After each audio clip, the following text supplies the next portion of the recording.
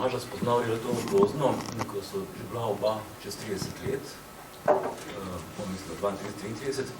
Prišel je na naše literarne večere NKC Črke v galerijo Media Nox, na Rožnovi 2 NKC. Najprej kot obiskovalec, potem pa že kot protagonist. Tudi literarne večere imel. Posneli smo njegovo kaseto, že prej omenjeno Začito Sfinge, in je potem postal v tem letu moj sourednik. Jaz sem bil 5 let urednik literarne sekcije NKC Črka, potem pa nekako on meni pomagal. In jaz predvsem naj povem, da je on zelo poudarjal to multimedijskost, kar ste nekateri že omenili tu prej. To mi je bilo zelo všeč in to je tisto tudi, kar pogrešam na današnji literarni sceni, da je premalo tega eksperimentiranja, premalo povezovanja teh različnih sporočilnih načinov. In jaz mislim, da smo takrat naredili neke presežke in eden od teh presežkov estetske je zagotovo tudi ta kaseta. Tudi mene, tako kot je Mojca rekla, odpele, ko jo včasih še poslušam, dejansko je to nekaj zelo močnega, čemer se izraža Tomaževa eteričnost, onstranskost.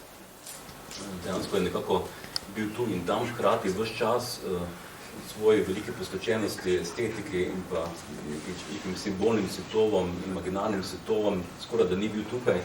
In s tukajšnjo realnostjo je večkrat bil v ostri opoziciji. Spomnim, da me enkrat govoril, da je hodil tam po Ruški, ali kje že. Nasproti pride ta en trenerki, pa en mladenič, in ga sta ga kar napadla in ga tako močno pributala, da ne vem, da je kar imel posledice. To se mi zdi taki, ta spomin njegov, ki vam ga zdaj podajam, se mi zdi ilustracija kolizije med njim kot osebnostjo, njegovimi aspiracijami, interesi, motivacijami in realnostjo, v kateri je živel.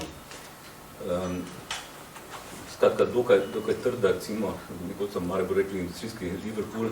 Vendar, jaz mislim, da smo v tem miljeju, ki smo ga ustvarili v MKC-u, Media Noxu, na Radio Marš, tudi v Glediški kavarni, kjerkoli pa smo skupaj bivali, vsaj občasno, da vendar je Tomaž našel nek svet, v katerem je zmogel tudi zadovoljstvom eksistirati.